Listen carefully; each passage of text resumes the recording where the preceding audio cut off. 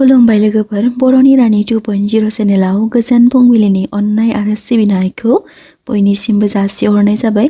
दिनै 11 जानुवारि 2026 रबिबार बाराय।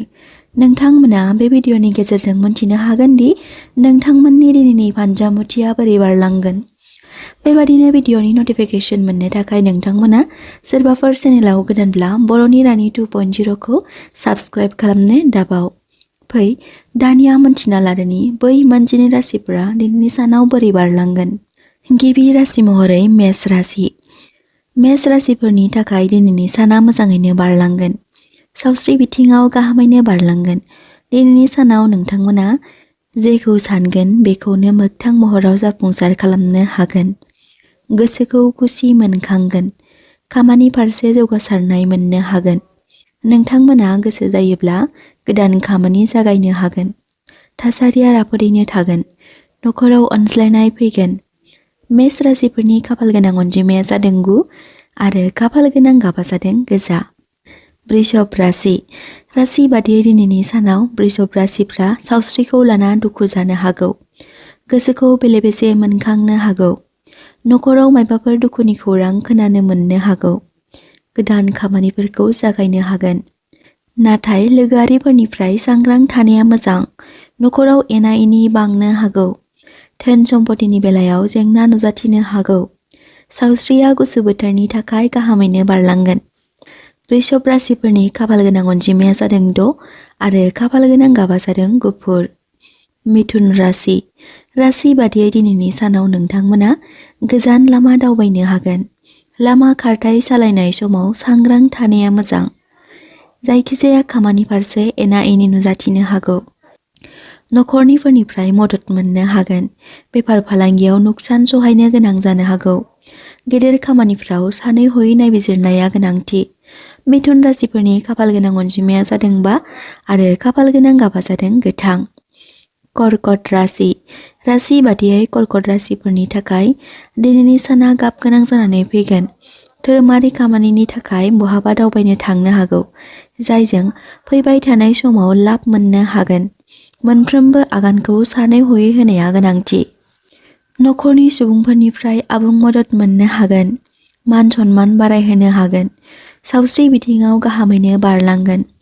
कर्कट राशिफोरनि खाफाल गोनां अनजिमाया जादों 2 आरो खाफाल गोनां गाबा जादों गुफुर।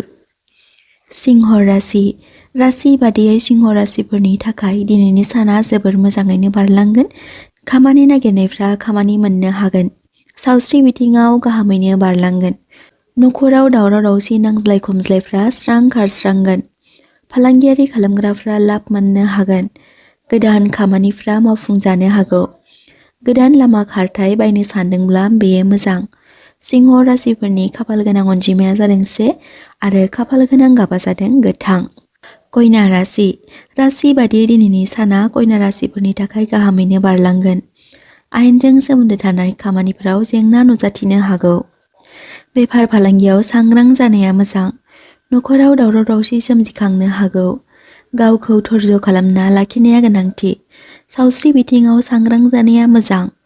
कन्या राशिफोरनि खाफाल गोनां अनजिमाया जादों 4 आरो खाफाल गोनां गाबा जादों गोथां। तुला राशि। राशि बादियै बबेबा गोनांथि खामानिनि थाखाय बहाबा थांनो गोनां जानो हागौ। नखराव सोरबा आंगोफोरनि मायबा मोनसे खहा जानो हागौ। लामा खारथाय सालायनाय समाव सांग्रां थानाया मोजां। खायसे बिथिङाव नुकसान सहायनो गोनां जानो हागौ। नखरनि सुबुंफोरनिफ्राय हेफाजाब मोननो हागोन। सावस्रि बिथिङाव सांग्रां थानाया मोजां। तुला राशिफोरनि खाफाल गोनां अनजिमाया जादों 6 आरो खाफाल गोनां गाबा जादों गलाब। वृश्चिक राशि। राशि बादियै वृश्चिक राशिफोरनि थाखाय दिनैनि साना जोबोर मोजां। लोगोफोरजों बबेयावबा दावबायनो थांनो हागौ। गोदान खामानिफ्राव बिबान मोननो हागोन। फालांगियारि बिथिङाव लाब खालामनो हागोन। नखराव मोजां खामानिफ्रा मावफुंजागोन।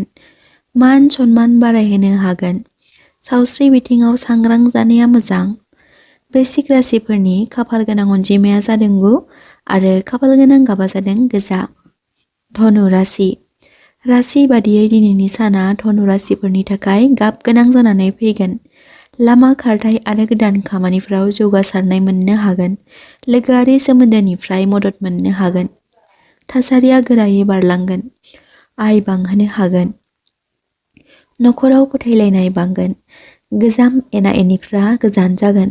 धनु राशिफोरनि खाफाल गोनां अनजिमाया जादों 3 आरो खाफाल गोनां गाबा जादों गोमो। मकर राशि। राशि बादियै मकर राशिफ्रा दिनैनि सानाव सावस्रि बिथिङाव सांग्रां जानाया मोजां। नखराव थासारिया एसे एनै बेले-बेजे नुजाथिनो हागौ। फालांगियारि बिथिङाव सांग्रां जानाया मोजां। फरायसाफोरा सोलोंथाइ बिथिङाव सांग्रां थानाया मोजां। खायसे खामानिफ्राव हाखु-दाखु खालामैया मोजां। मकर राशिफोरनि खाफाल गोनां अनजिमाया जादों 8 आरो खाफाल गोनां गाबा जादों निला। कुम्भ राशि। राशि बादियै कुम्भ राशिफोरा गोसोखौ गाज्रि मोनखांनो हागौ। नखराव मानिबा जाहोनाव नारसिनथाया बांनो हागौ। गोजाम खामानिफ्रा जेंना नुजाथिनो हागौ। खायसे खोथा बाथ्राखौ लानानै दान्थे-बिदान्थे जानायनिफ्राय सांग्रां थानाया मोजां। खुगाखौ हमथाना सोलिलांनाया मोजां। कुम्भ राशिफोरनि खाफाल गोनां अनजिमाया जादों 11 आरो खाफाल गोनां गाबा जादों अख्रां गाब। मीन राशि। राशि बादियै दिनैनि साना मीन राशिफोरनि थाखाय मोजाङैनो बारलांगोन। सावस्रि फारसे मोजाङैनो बारलांगोन। नखराव मोजां खामानिफ्रा मावफुंजागोन। नखरनिफोरजों बहाबा दावबायनो थांनो हागौ। फरायसाफोरा सोलोंथाइ फारसे सांग्रां थानाया मोजां। फालांगियारि फारसे मोजाङैनो बारलांगोन। मीन राशिफोरनि खाफाल गोनां अनजिमाया जादों 7 आरो खाफाल गोनां गाबा जादों गोमो।